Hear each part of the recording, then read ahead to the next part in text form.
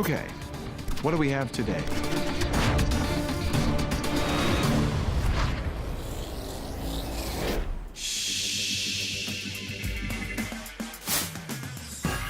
CDE's THA series of capacitors. They're a lot like me. High energy density and a low profile.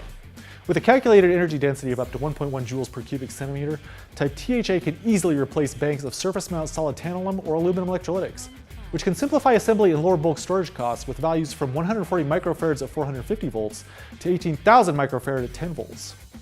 The THA series itself is an aluminum electrolytic capacitor, but it uses a high-performance foil and electrolyte in a flat package that enables much higher energy density while keeping a low profile, 8.2 millimeters to be exact.